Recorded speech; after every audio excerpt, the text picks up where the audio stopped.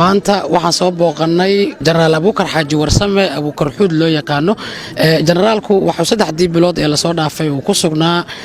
waqooyiga magaalada beledweyne ee gobolka Hiiraan halkaas uu ka waday olole ka dhan ah oo looga soo horjeedo maamulka Hirshabeelle jenaraal abuukar xaaji 3 bilood ee la soo dhaafay halkan ayaad ku sugnaaday maxaa ku soo kordhay xagee samaraya halganka waxa ku soo kordhay waxay ummadda wada aragto oo ah miyi magaalada in reer Hiiraan ay isku raaceen qaadaceen inay Hirshabeelle diidaan gabar wiil oday cid walba waxaan ogsoonahay inay dadkan Hirshabeelle leeyihiin aysan ahayn dawlad ee dad la soo abaabulay ee dawlad loo okeysiyey ay yihiin waxaana marqaatimo doontaa sida doorashadii Hirshabeelle u dhacday annaga iskeenan isu taagaynaa cidna lamaan uma ahin cidna uma baahnin Soomaali weynaan u baahannahay annaga wax iyaga dhisanaynaa waa gartay muddada halkaan aad joogtay ee 3 bilood gaaraysa halgankan aad ku jirtay maxaad is leedahay waa ku qabsoomeen halgankan aan ku jiray waxa iga qabsoomay muddadii aan halkan fadhiyay dhinacan waqooyi aan fadhiyay waxaan abuuray taliskii kacdoonka Hiiraan ayaan waxaan ku abuurnay qaybta waqooyi galbeed ee Hiiraan kacdoonkaas waxaan istiraatiijig ahaan u sameynay in bulshada aan ku kicinno oo qaab ciidan aan loo wajihin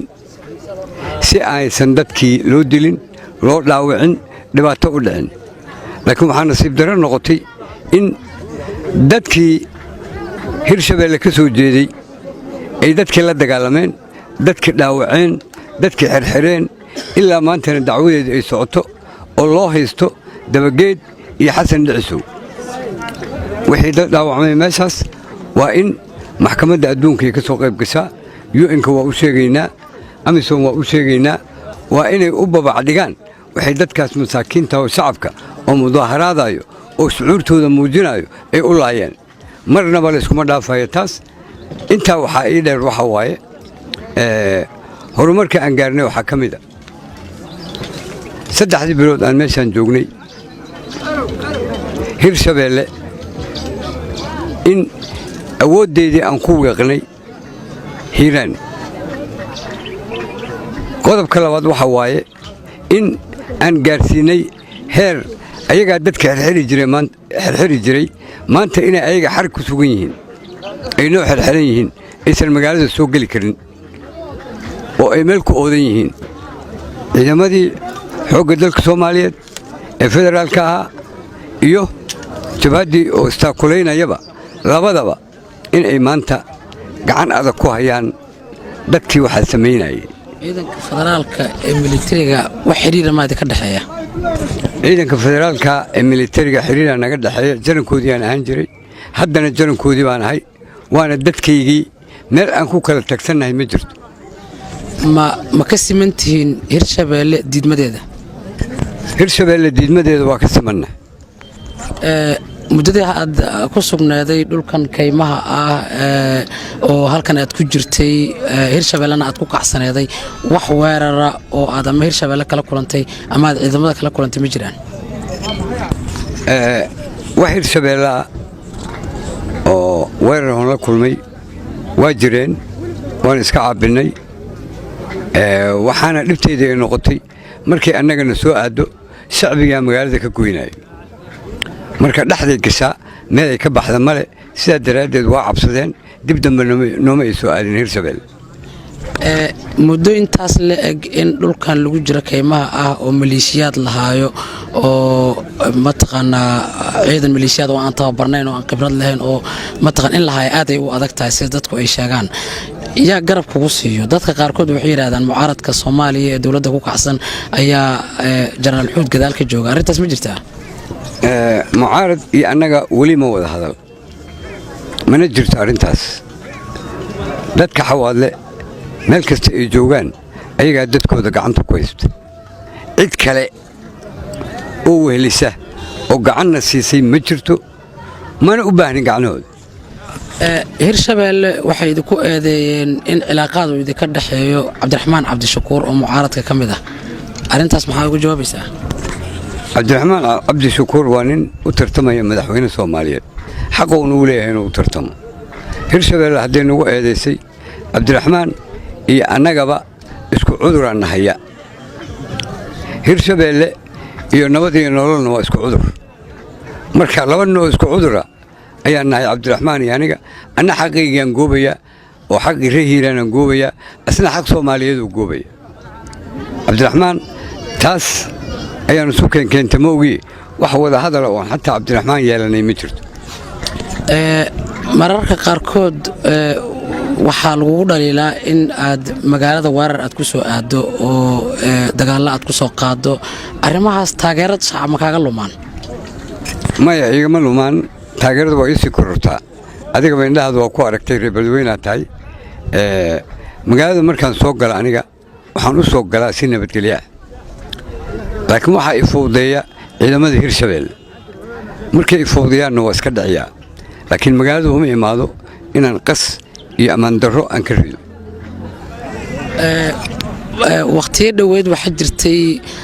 in magaalada aad looga hadalhayay in adiga iyo hirshabeelle aad isku soo dhadhawaateen oo ay suuragal tahay inaad wada hadal qaadataan arrintaas maxaa ka jiro hirshabeelle iyo kacdoonka weligood ma isu soo dhowaanayaan rajana lagama qabo nin kastoo isku dayana waa awoodi waaye inuu sukayn soo dhoweeyo maxaa dhacay waxa hirshabeelle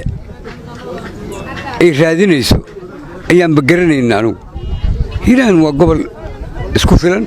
waa 2 gobol 3 goboloo noqon karaa uma baahnaa hirshabeelle iyo wax la mida soomaaliyaan soo saari karnaa wax ku filan dhaqaalo ku filan iyo cunno ku filan marka ha ka yaabin hirshabeelle iyo annaga inaan habeen meel wada seexanno muddo 30 sano ka badan qurbaha ayaad ku nooleeday 3 bilood ee la soo dhaafay kaymahan iyo kuleyl badan aad aragtay ma ku daashay halgankan oo ma lisdhigi karaa waa odagu maadaama dhul qabow iyo nolol iyo shaqo uu iska haystay haddana uu bilaabay halgan xabad iyo qori ku salaysan bal labadaas ma isbarbardhig ku sameey labadaas markaan isbarbardhig ku sameeyo anugu ilmahayga dibadday jiraan anna dibaddaan joogay waxaan ka seexan waayey dhibaatada dalkayga lagu hayo taasaa i keentay oon ilmahayga kaga soo tegey ilmaha kaloo walaalahayga dhaleen iyo kuwa aan adeerradu u ahay iyo kuwa aan awowaha u ahay iyo ilmaha reer hiiraan oo dhan ayaan ka seexan waayey dhibaatada lagu haya taasaa i keentay halgankan ah itirine ma ku dhibaya ima dhibayo halganka waa ku raaxaystaa halganka xaqaygaan ku raadinayaa xaq islaameed ma ku raadino hayo cidda isku dayda inay hor istaagtane jawaab cada iga helaysaa goormeed soo gabagabaynaysaa hawshan aad waddo iyo kaymahan aad ku jirto wakhti la soo gabagabeeyo ma leedahay wakhti la soo gabagabeeye waa leedahay maxaa dhacay waxaan annaga noo ballaangaraysan istaraatiijig iyo taagtig taagtikadii waa dhammaynay hadda waxaan u galnay istaraatiijig ahaan marka aan gobolku u hananno ilaa jalalagsi buulo burto beledweyne maxaas moqokori oo inta badan hadda gacankuhaynteedu annaga aan hayno markaas kadib ayaan soo gabagabaynaya intaas waxaa ii dheer dowladda federaalka iyo UN-ka waxaan u sheegayaa cali duguudlaawe kama qaybgeli karo shir hirshabeella haddaad ka soo qaybgelisaan waa godob aad ka gasheen reer hiiraan mana iloobi doonno ninkaas cid dooratay male annaga maanan dooran kama qaybgeli karo shirarka soomaaliyeed asoo matalaya hirshabeelle ma naqaan annaga jowhar hadduu rabo ha ku tago laakiin hiiraan kuma tegi karo waa mamnuuc UN-kaan u sheegayaa dowladda federaalkana waa u sheegayaa farmaajo maalin dhoweyto dhuusamareeb uu keenay isagaa shirka fariisiiyey taas waxaan u aragnaa qalad uu ka gelaayay reer hiiraan inay tahay oon lagu cafin doonin farmaajo waxaan leeyahay war annaga dusha nagama saari kartaan nimaanan dooran annaga ha isku daynaha taas waxay keenaysaa xasilooni darro iyo shacbigoo dowladda diida ilaa hadda shacbigan reer hiiraan dowladda ayadoo dhibtay oo ku samaysay hirshabeelle ayuu weli shacabka rabaa laakiin hadduu ka tanasuli waayo arrintan hirshabeelle dowladda federaalka shacab hiiraan ma ku tirsan doono farmaajo aad baad u mahadsan tahay